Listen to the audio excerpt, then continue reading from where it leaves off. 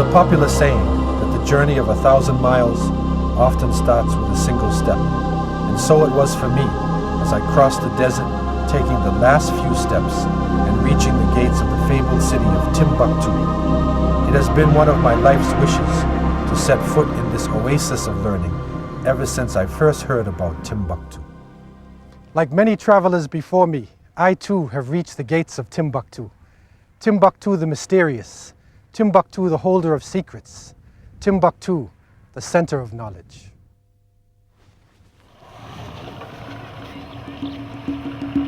The mythical city of Timbuktu is found at the edge of the Sahara Desert in the country of Mali. Today the desert is slowly encroaching on it. And upon entering the city, I was amazed to see how ancient it still appeared. I could only think of former explorers who journeyed across the Sahara to find Timbuktu. Some perished while others survived. The city was for centuries closed to non-Muslims, and whosoever dared to venture inside its walls were quickly put to death. One of my first questions was to find out how the city was born. The meaning of Timbuktu depends on historians. According to some historians, Timbuktu came from Tin, which means in the local tongue, the Tuareg tongue, the well, and Buktu, that was the lady in charge of nomads' luggages, because when nomads are moving, they leave heavy luggages with that lady. Okay, and with the time, the place took the name of Timbuktu. Timbuktu was one of the wonders of the ancient world. It was a type of Shangri-La, or Atlantis, where people thought that there was a land beyond the deserts of the Sahara, where gold lined the streets, and people put gold into their ceilings, and there were famous kings who would lavish their guests with gifts of all different types. And it was a type of sumptuous kingdom where desert Bedouins would meet with the people of the rivers, and all types of travelers from different parts of the world would gather. Timbuktu became one of the most important southwestern capitals, where they could send scholars, they could get information. Also, the Qurans that were being written in Timbuktu were famous. The beautiful calligraphy, the golden calligraphy, and the type of script and the leather binding was famous. So it became a commercial center, and then later on it became an intellectual center because the scholars generally were traveling with the caravans, and the knowledge was moving along with the caravans. And so therefore it was a natural place for the scholars to reside. So it's a meeting place of agricultural people, of nomadic people, straight out desert people, and scholars came from all of these groups. So when you look at the history of Timbuktu, you will see that the different groups gave their scholarship at different points in history. So Timbuktu has different phases within its existence, and all of the groups participated in the different phases of development. Even though Timbuktu has today lost its former glory, I was amazed at how the city has withstood the elements. The town center is filled with sights and sounds and colors, and the hustle and bustle reminds you of modern cities throughout West Africa.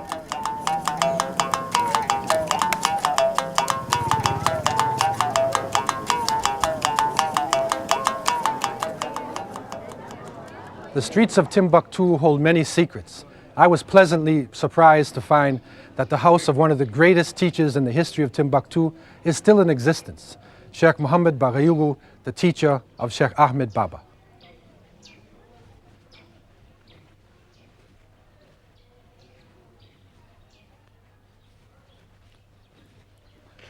السلام عليكم، كيف الحال يا شيخ؟ الحمد لله. يا شيخ كيف الحال؟ الحمد لله. أهلا وسهلا. بارك فيك. عيد مبارك.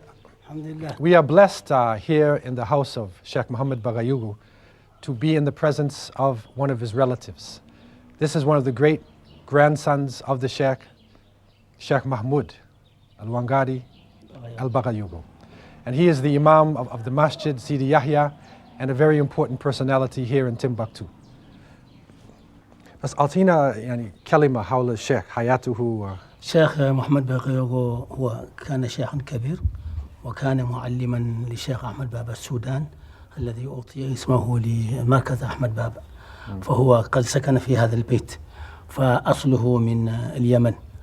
قيل أنه كان في قرية صغيرة لا توجد الآن، هذه القرية تسمى الونقرية، فانطلق من الونقرية إلى بلد يسمى قم، توجد الآن في ساحل العاج، كان في المال الكبير. فمن القم انطلق إلى جنة للتجارة، تجارة الذهب والكولا. فحين وصل جنة تزوج هناك، ووجد ابنين، أحمد بغيوغو ومحمد بغيوغو. اسمه محمود بغيوغو، ووجد اسمي ولدين أحمد بغيوغو ومحمد بغيوغو، هما أتوا هنا في تمبكتو وسكنوا في هذا البيت.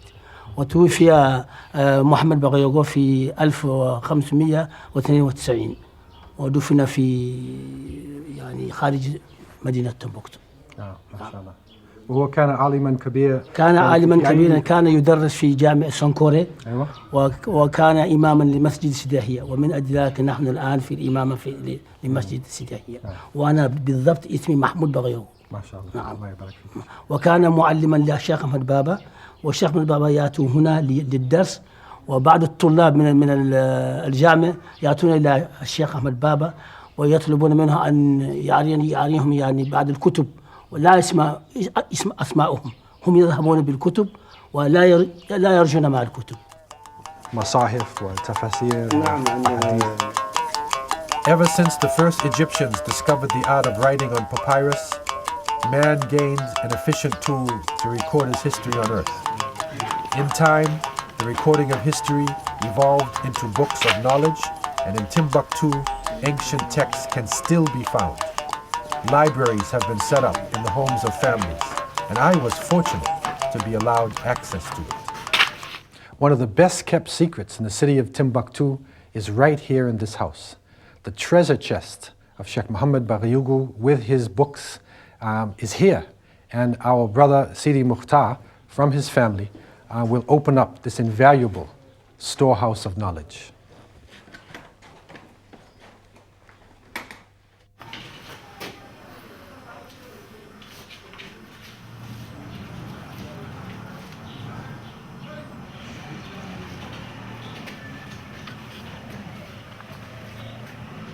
الكتب الموجودة في المكتبة الآن تتناول كثير من الموضوع. يعني هناك كتب بالنسبة لعلم الطب، وهناك كتب للأحاديث، وهناك كتب للفقه، وكتب التوحيد والتفسير والبلاغة والمنطق والبيان.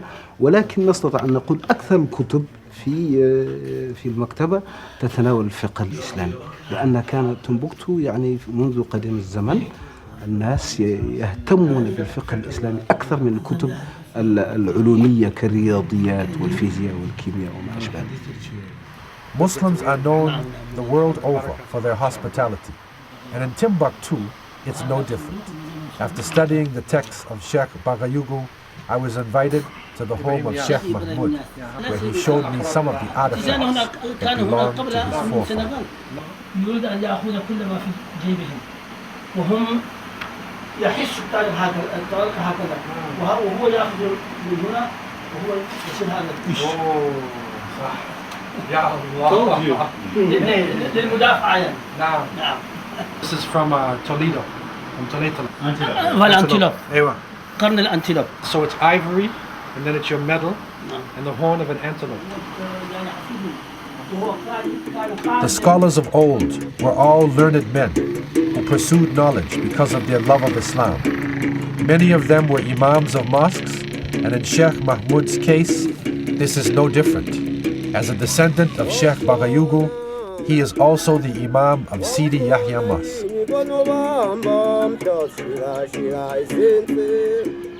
This is the masjid of Sidi Yahya. It was originally built in the 14th century by Sheikh Ibrahim Hamella of the famous Kunta clan. He had a dream that this masjid would be visited by a famous saint, a wali. And so he locked the masjid for 40 years. Then there came Sidi Yahya at-Tadlisi from Andalusia. At that point, Sheikh Ibrahim realized that this was the fulfillment of the dream. He opened up the masjid, and this mosque has been serving the people of Timbuktu from the 14th century, and it represents one of the most important areas of learning and prayer in the city of Timbuktu.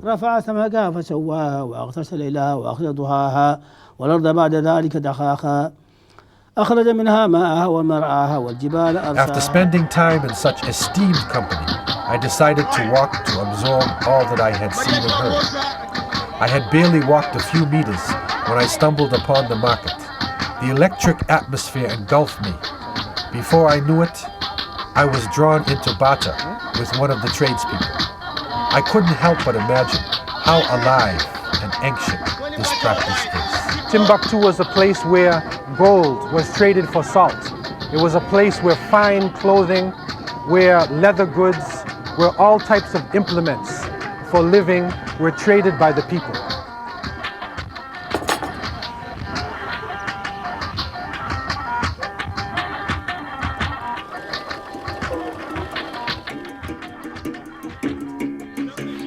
I decided to remain in the marketplace and visit a few more stores. Down the dusty streets and alleyways, one can find amazing hidden treasures. I knew this from my previous travels to ancient cities, and it wasn't long before I stumbled upon a rare book by one of the great scholars from Fez in Morocco. The book was by Sidi Ahmed Zarruq, who did the commentary on the famous Maliki jurisprudence of Risala of Ibn Abi Zayd al-Qayrawani. As I paged through the works of this Maliki scholar from Morocco, my mind wandered to another great scholar, Sheikh Ahmed Baba. Sheikh Ahmed Baba, who was taken prisoner from Timbuktu to Morocco. At the time of his deportation, Sheikh Ahmed Baba had one of the largest libraries in Timbuktu. This is the home of Sheikh Ahmed Baba al-Sudani, one of the most famous scholars of Timbuktu, and a name that is being remembered all throughout the world. Ahmed Baba spent years in captivity in the north, but he never forgot his home in Timbuktu, and he never forgot his responsibility to knowledge. Although many of Sheikh Ahmed Baba's books were taken to Morocco, his legacy in Timbuktu lives on through a documentation center set up in 1967 by UNESCO. Ahmed Baba Soudani a étudié en Afrique exclusivement dans sa ville natale sans avoir cherché de professeur ailleurs, et quand il a été déporté avec cette culture qu'il a reçue dans sa ville natale, il était de très loin les meilleurs des savants de Marrakech et même de l'Afrique du Nord. Si on restitue la maison des professeurs de son Corée, dont Ahmed Baba Soudani, on ne rend pas service à Tombouctou seulement ou au Mali, mais à toute l'Afrique, voire toute l'humanité, parce que ces grands savants qui vont sortir de là vont exploiter les milliers et des milliers de manuscrits qui se trouvent à Tombouctou pour le bien de l'humanité tout entière. Par rapport à son temps, personne n'a défendu l'Afrique, personne n'a défendu le noir plus qu'Ahmed Baba. On a tout fait pour qu'il accepte d'être marocain. Il a refusé et il a continué à s'appeler Ahmed Baba Soudani, Ahmed Baba le Noir, Ahmed Baba Tombouctou, Ahmed Baba de Tombouctou. Les gens qui étaient les professeurs avaient des bibliothèques privées. Ils étaient extrêmement documentés. Et la bibliothèque ne renfermait pas seulement des livres de théologie ou bien autres, mais des livres d'astronomie, de philosophie, de mathématiques, de physique, de chimie, toutes les connaissances de l'époque. C'était vraiment le quartier de l'intelligentsia tombouctienne.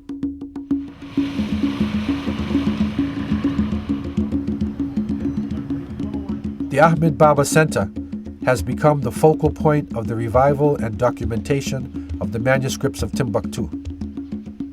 In 2002, South African President Thabo Mbeki visited the city and was so impressed by what he saw that he set about making the preservation of the manuscripts a presidential project. This center that we are at now is called the Ahmed Baba Center. The spirit is that of a great scholar who spent his life in pursuit of knowledge and preservation of Islamic heritage. This center, which was founded in 1967, has expanded to the point where it houses over 120,000 manuscripts. أيضا لازم أهمية هذه الكتب لأن هذا تاريخنا القديمة قبل دخول الاستعمار واجب علينا الحفظ في كل أنواع مهما كان. نعم. قبل دخول الاستعمار هذا كان تاريخنا. وهذا المكان أصبح ضيق يعني أصبح ضيق جدا. تريد أن توسع المكان؟ أيوة لأن جنوب أفريقيا جنوب أفريقيا يريدون أن يوسع هذا المكان من ناحية إلى مكان أخرى مكان أمر بابا القديم. Today, the city is at a crossroads. Modernization is coming into the city, and it is changing the lifestyle within Timbuktu. The scholars are hanging on to the scholarship. They are bringing forth the documents and trying to let the younger generation see that they have a great tradition. They should be proud of themselves, proud of being Africans, proud of being Muslims, and not ashamed of their color, not ashamed of their identity. But of course, modernization, globalization is striking Timbuktu as it is striking the rest of the world. So the scholars are now in a struggle to try to bring Timbuktu into the modern world, to digitize their libraries, to use modern technology, but at the same time keep that spirit from the ancient world, from Timbuktu when it had reached such a high level within West Africa. The state of the books really is in crisis. Weather has deteriorated the texts. Also the termites, beetles are eating away from the paper and eating at the different bindings. And so literally it is a race, to preserve that knowledge that was left from the past. And so scholars are coming forward, families are coming forward and realizing you don't have to give away your treasure. Now a picture can be taken and then we can categorize this, we can preserve the picture, and then they can preserve their text. And also what is being done is that documentation centers are being developed where the actual texts themselves can be preserved in an air-conditioned climate, and they can be treated in such a way that the materials can be preserved for coming generations. In his speech, I Am an African, President Mbeki talks about making the 21st century the African century. These words carry deep meaning, but it's not only to the future we need to look. Africa's past legacy speaks volumes for itself. The first universities in the world, as well as many inventions, can be attributed to the pioneers of Africa. Timbuktu had its own chapter within this history. When I first laid eyes on Sankore University, I imagined the thousands of students who graduated from here. Timbuktu is hot. In fact, it is unbearably hot. With temperatures reaching 50 degrees Celsius, one has to wonder what made them come here and what made them stay. The prophetic saying, "Seek knowledge from the cradle to the grave," acted as one of the wisdoms for the students at Sankore. They were spurred on by their Islamic beliefs and excelled in medicine, astronomy, theology, Islamic law, and a host of other subjects. 6 years ago, we discovered a manuscript dealing with mathematics, and it's dealing with algebra. We translate it into French, we send it to Paris to know the level. As a result, the same program is given nowadays at the second year of mathematics school in France. And that manuscript or that program was given here at the University of Sankore by the 16th century. Now, when we deal with Islamic scholarship, you deal with the concept of fatwa. And a fatwa is a religious decision that meets special needs in a special environment. So therefore, for instance, when decisions had to be made about currency, how much should we charge for gold, or should we tax the travelers, they would go to Timbuktu and ask the scholars, give us a fatwa. When they wanted to decide between borderlines of empires, they would ask for a fatwa on Timbuktu.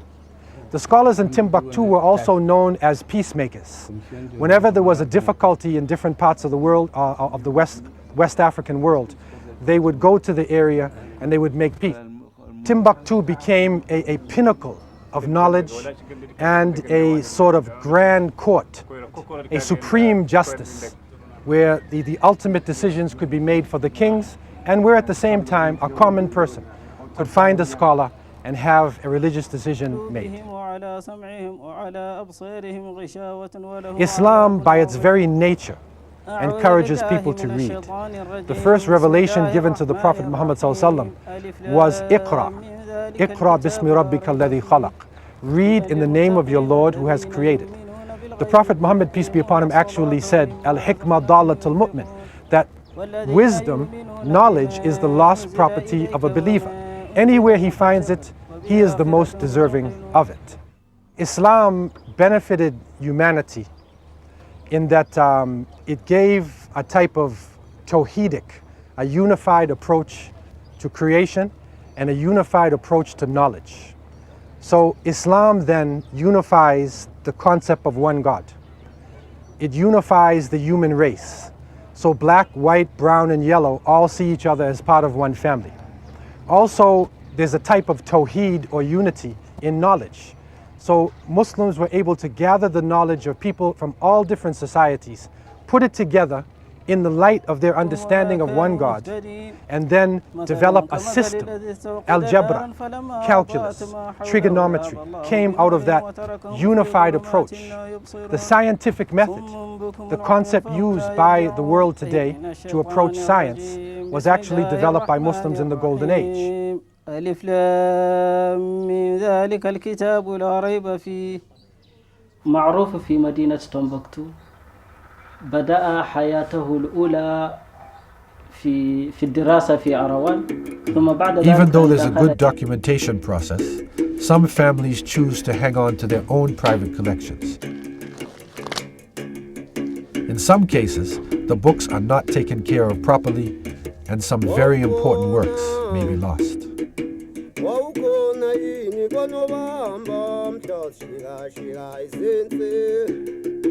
Other private libraries, however, take great pride in the works they have and go to great lengths to maintain them. I visited the Mahmud Kati Library, where I was pleasantly surprised at the condition of the place. One of the most unique collections of manuscripts in Timbuktu is the Sheikh Mahmud Kati collection.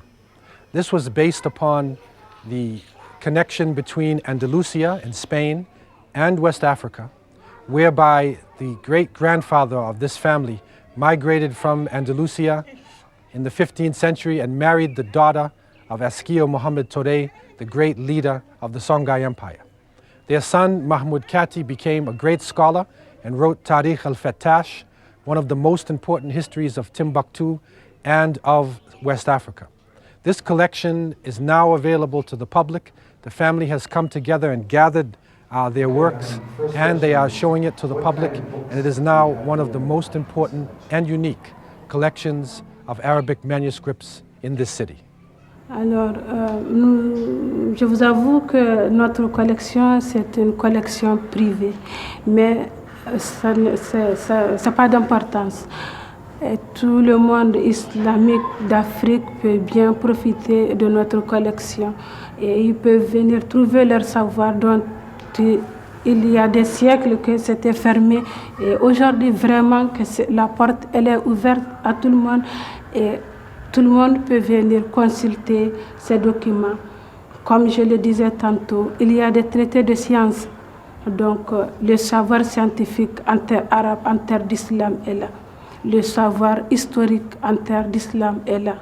Et la magie, vraiment la logique, les mathématiques, tous les savoirs dont les hommes de culture ont besoin est dans notre collection et ce n'est fermé à personne. Le monde africain peut venir consulter ces documents et travailler avec nous, avec les possibilités et les moyens que nous avons.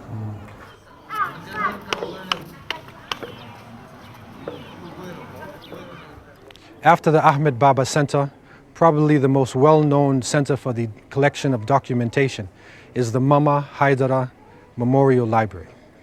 Mama Haidara himself was one of the most well-known collectors of manuscripts in the Timbuktu area.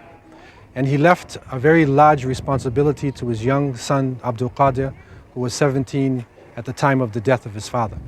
Abdul Qadir, since that time, has been able to collect over 12,000 documents for the Ahmed Baba Center and then establish his own memorial library for his father and his previous generations and for all those who have collected these manuscripts in the Timbuktu area.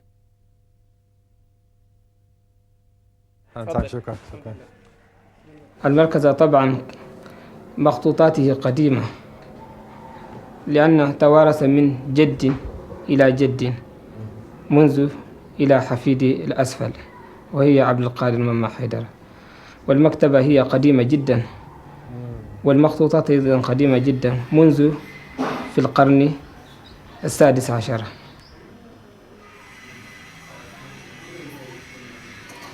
والمخطوطات لها فوائد كثيرة غير هذا. الفائدة الأول وهي محافظة التراث.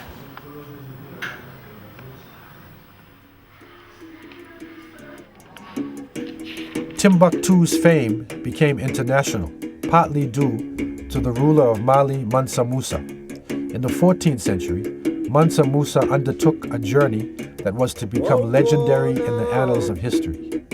Pilgrimage to Mecca is incumbent on any Muslim, but when Mansa Musa embarked on his pilgrimage to Mecca, he crossed West Africa and the Sahara Desert with up to 72,000 followers. Timbuktu was also very important for the rulers of the region because it represented the intellectual capital.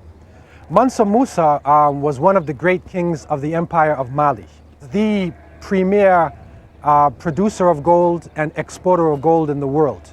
So naturally, the kings of Mali were considered to be some of the richest people on the face of the planet Earth. Mansa Kankan Musa, in the year 1324, set out to make his pilgrimage to Mecca. But what was different about his journey is that he carried somewhere between 60 to 72,000 followers with him. He carried 15,000 camels laden with gold and many soldiers, and they literally changed the economy of every country that they reached. He not only came back with his followers, but he brought along with him architects, scholars, and artisans. It is said that everywhere Mansa Musa stopped, he built a mosque. Every time he stopped. When he reached Timbuktu, he fell in love with the city. He brought with him an Andalusian architect called Abu Ishaq Esaili, and he paid him a lot of money to build the huge mosque of Jingareber that is nowadays a World Heritage Site. On Mansa Musa's return from pilgrimage, his wish was to visit the city of Timbuktu. When he arrived here, he was astounded at the level of knowledge of the scholars. His gift to the city was the Jingari Mosque. Today, the Jingari Mosque is still the main mosque in Timbuktu, and this is most evident at the Friday Jumu'ah prayers. This is the site of the Jingari Masjid and Masjid al-Kabir. It was founded in 1325. From that time until now, Friday prayers have been held, and all of the people of Timbuktu come to this major masjid.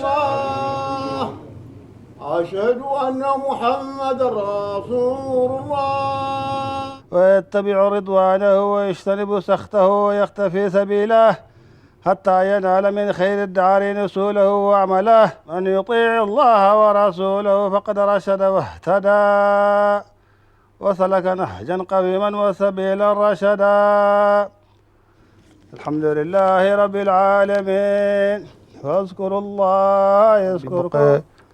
إن هذا لفي الصحف الأولى صحف إبراهيم وموسى. الله أكبر.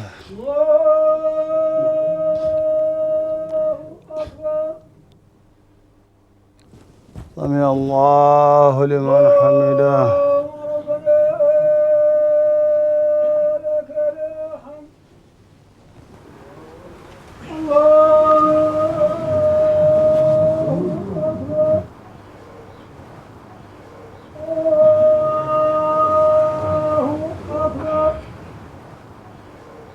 السلام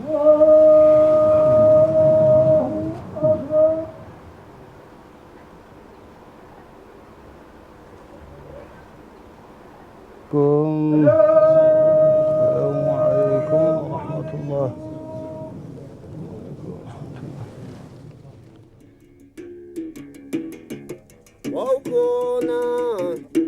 The learning in Timbuktu has not stopped either. All across the town, Islamic schools empower young children through the Quran. They still recite, read, and write in Arabic. This is a typical Quran school in the Jingare Bear section of Timbuktu. It was founded 3 generations ago by Sheikh Muhammad Lamin, and his people came out of the Sahara Desert region. And in this tradition, the madrasa continues on with over 120 students. The students are memorizing the Quran. They are on all different levels of study. And as part of their life as a student, not only do they memorize the Quran, but they also work and they prepare their own food, and it becomes like a community within itself. The women of Timbuktu have always been involved in intensive learning. Today, study circles are popping up all over the city, where women receive a complete Islamic education. This is an important development, for when you educate a man, you educate an individual, but when you educate a woman, you educate a family.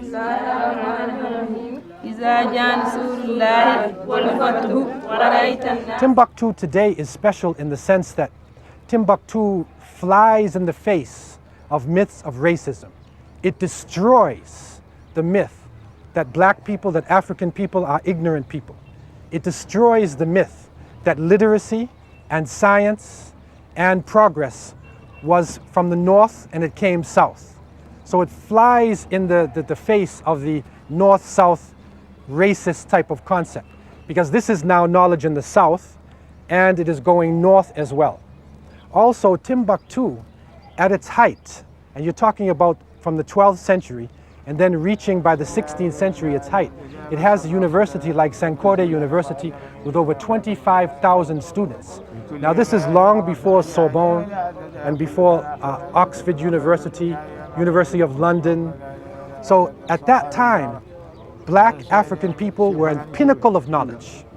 They were not only studying Islamic subjects in the sense of Quran and Hadith, but they were also studying math, science, medicine, geography, optics. It is said by Asadi in his Tarikh al-Sudan that one of his relatives needed to have an eye operation, and he went to Jenne, the city of Jenne, and this was actually successful. So they were performing cataract eye operations.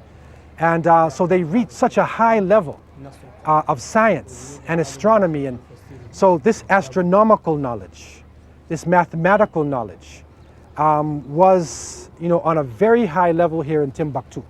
But one of the areas that is not spoken of so much is the knowledge of spirituality, that knowledge of ihsan. How do you purify your soul? How do you come closer to the creator of the heavens and the earth? The scholars in Timbuktu and the Sahara region were able to go to a very high level of this spirituality and to actually train people how to clean their souls and how to prepare themselves for death.